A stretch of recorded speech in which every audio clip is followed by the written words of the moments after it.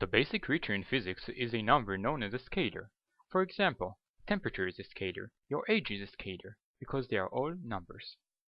A scalar that has also a direction is called a vector. It has two parameters. You can think about it as an arrow pointing at some object where the distance is the number. So this is how a vector looks like. It's an arrow in space. I call this vector A and mark it by an arrow above it to state it is a vector, which has a starting point and an edge. We can add vectors. For example, let's add vector A and vector B. Together, they are equal to a new vector, which let's call vector C. The way of adding vectors is as follows. We draw vector A. Then, we draw vector B, so its tail is attached to vector A's head.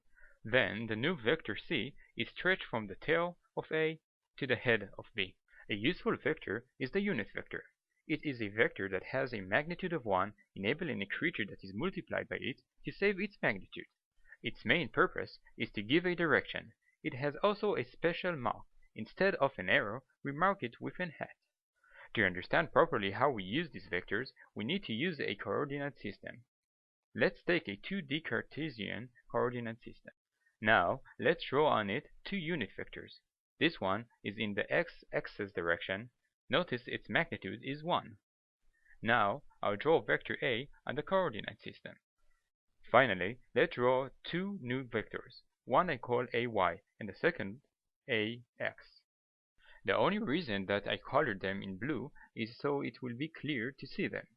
We can always move vectors around in space. We just need to keep its parameters.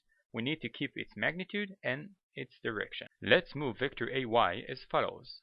Now you can see that the tail of vector AY is attached to the head of vector AX. Vector A is equal to adding the two vectors AX plus AY. The magnitude of the vector we denote with two parallel lines. There are many different ways to write vectors. Here you can see them. They all mean the same thing. The first one is the classic way, an arrow specifying it's a vector. If you are lazy or want to save time, you only draw a line. Usually books make it bold. Here we can see the unit vector in action. It takes a number, which is the magnitude of vector AX, and gives it a direction without changing the magnitude. And this is as just writing the vector AX. This one is a very useful one. Maybe this is clear now.